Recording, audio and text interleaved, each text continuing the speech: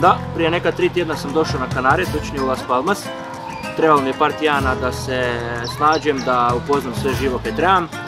I mislim da je vrijeme da krenem s nekim prvim dojmovima svojim, kak mi je tu, zbog čega sam tu, kaj mi se sviđa, kaj mi se ne sviđa.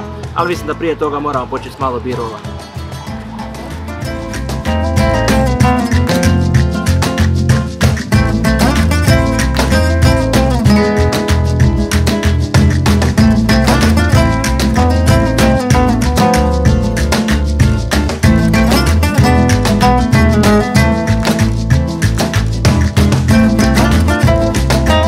Video sam tek skužio koliko je teško biti ispred kamere, a ne iza.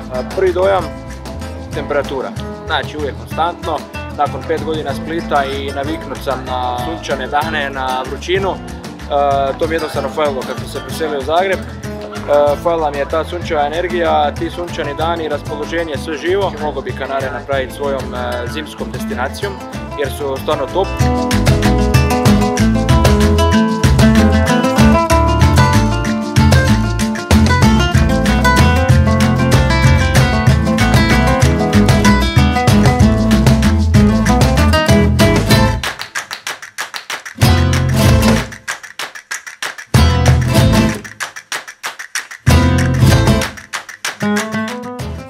Drugi dojam, odnosno više problem nego dojam, je vjetar koji je više manje konstantan, znači između zgrada, na plaži, svagdje. I vjetar u kombinaciji sa glupim pravilima oko dronova jednostavno ne dozvoljavaju korištenje drona. To mi je drugi dojam koji je užasan jer sam mislio da ću napraviti neke epic shots s dronom, ali evo mislim da će biti jako ograničeno ili jako limitirano.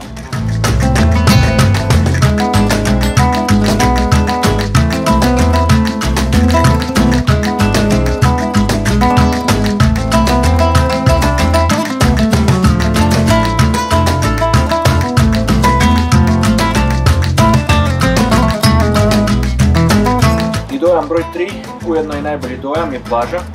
Las Canteras, ogromna plažetina gdje možeš uživati cijele godine u suncu, sunčat se, surfat, radit šta god te volja.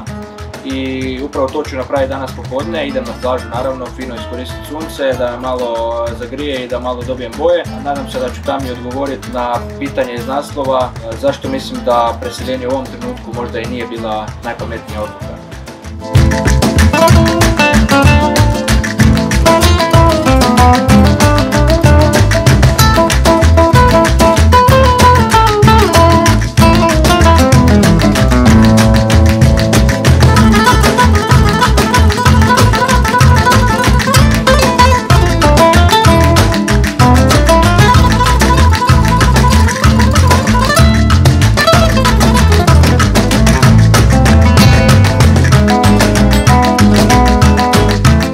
Nakon ovih prvih dojmova, jedini zaključak je da nisam trebao preseliti sad, nego sam trebao preseliti prije više mjeseci, tam negdje u 11.12.